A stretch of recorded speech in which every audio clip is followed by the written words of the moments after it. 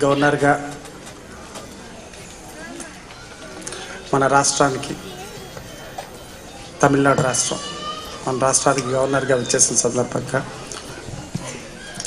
మొట్టమొదటి ఉగాది వారికి ఈ ఉగాది రోజున ఇక్కడ ఉన్న మన సభ్యులు, తెలుగు ప్రముఖులు అందరినీ ఉగాది శుభాకాంక్షలు వారికి అందజేయవలసింది. వారు మనందరికీ, వారి ద్వారా మనందరికీ అందజేయడానికి ఒక గొప్ప వేదిక అవ్వాలని లాస్ట్ మంత్ నుంచి ఈ ప్రక్రియ అంతా మొదలుపెట్టి వారిని పిలవడం, వారు ఆల్రెడీ వేరే ప్రోగ్రాం హైదరాబాద్కు ఉన్నా కూడా దాన్ని మన కోసం దాన్ని క్యాన్సిల్ చేసుకొని, పోస్ట్పోన్ చేసుకొని రావడం అనేది చాలా గొప్పగా కళాశోధ సభ్యులంతా గర్వపడే విధంగా అనుకుంటున్నాను. దానికి సభాముఖంగా వారికి నా యొక్క ధన్యవాదాలు తెలుపుకుంటున్నాను.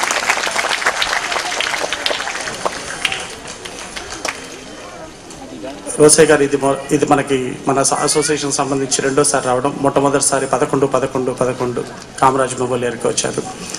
ఇప్పుడు ఈ ఉగాది సందర్భంగా ఈ సంవత్సరం రావడం ఎంతో చాలా గొప్పగా ఉందని మనస్ఫూర్తిగా భావిస్తున్నాను. అది వారికి శిరసా వహిస్తూ నమస్కరిస్తున్నాను మరొకసారి. ఇకపోతే శ్రీ నందననామ సంవత్సర ఉగాది పర్వదినాన ఈరోజు ప్రారంభమయ్యి ఈ నూతన సంవత్సరానికి మనందరికీ, మీ అందరికీ శుభాకాంక్షలు తెలుపుతూ, సమయాభావం ఉన్నందువల్ల గవర్నర్ గారు మళ్ళీ 7 o'clock వెళ్ళిపోతున్నారు, హైదరాబాద్కి వెళ్ళాల్సి వస్తుంది. అందువల్ల తక్కువ ప్రసంగంతో మొత్తం అందరి గురించి అన్నీ చెప్పాలని చాలా వరకు ప్రిపేర్ అయి ఉన్నాము. బట్ ఒక మాటలో ముగిస్తున్నాను. అందరికీ ఉగాది శుభాకాంక్షలు తెలుపుతూ సెలవు తీసుకుంటున్నాను. తర్వాత శ్రీలేఖ గారు ప్రారంభిస్తారు. శ్యామధామ కరుణా సంకీర్ణానా, శ్యామధామ కరుణా సంకీర్ణానా, సాధు సమాగమ సంపూర్ణానా, చింతా నాస్తి ఖిల దేశా, చింతా నాస్తి ఖిల దేశా, కాలత్రయచిత కందర్పాణాం, కాలత్రయచిత కందర్పాణాం, ఖండిత సర్వ ఇంద్రియదర్పాణాం, కాలత్రయచిత కందర్పాణాం,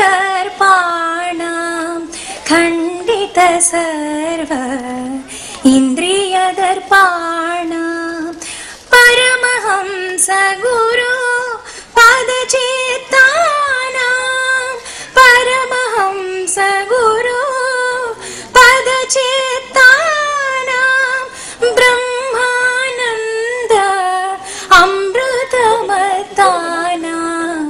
చింతా నాస్తి ఖిల దేశా, చింతా నాస్తి ఖిల దేశా.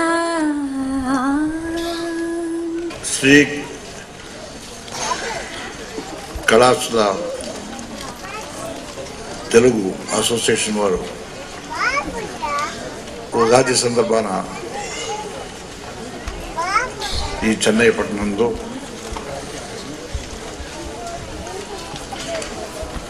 ఇంతకు పూర్వమే పంచాంగ శ్రావణం చేయించి, అదేవిధంగా ఇక్కడ వచ్చినటువంటి ఆహ్వానితులందరికీ ఆహ్లాదకరంగా గాన కచేరీలు కూడా చేయించడం జరిగింది. ఈ కార్యక్రమానికి పెద్దలు గౌరవనీయులు రోసయ్య గారు, హానరబుల్ గవర్నర్ ఆఫ్ తమిళనాడు వారి సమక్షంలో ఈ ఉగాది వేడుకల్ని జరుపుకోవటం ఇక్కడ నివసిస్తున్నటువంటి ప్రతి తెలుగు వారికి కూడా ఒక గర్వకారణమని ఈ సందర్భంగా మీకు అందరికీ చెప్తున్నా. అదేవిధంగా వేదికను అలంకరించినటువంటి పెద్దలందరికీ,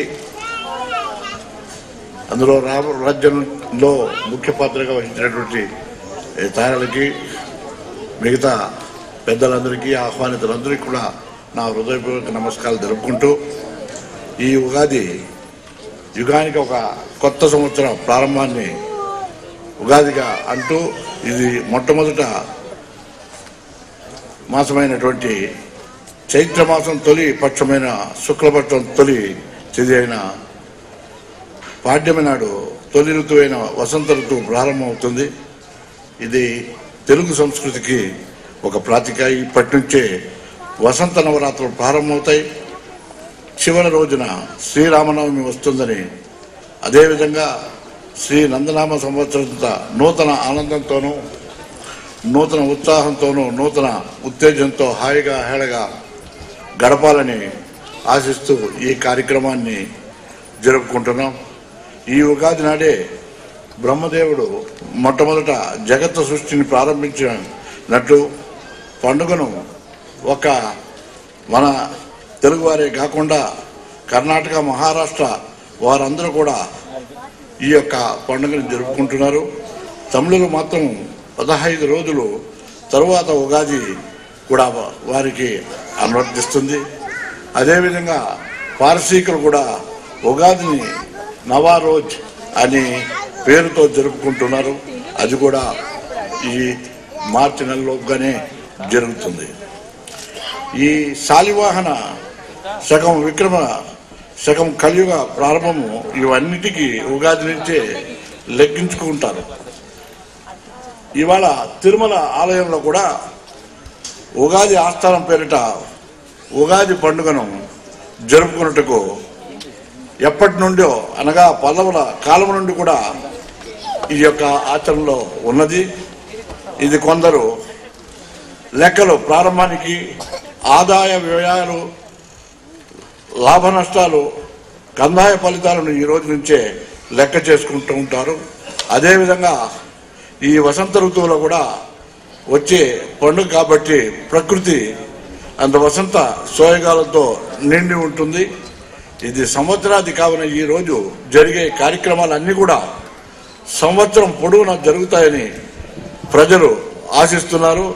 కావున అభ్యంగన స్నానాలు, కొత్త బట్టలు ధరించడం, ఇష్ట దైవాలను కూడా పూజించడం, ఇంటి వాకిళ్లను ముగ్గులతో నింపుకొని తోరణాలతో అలంకరించడం అనుదానంగా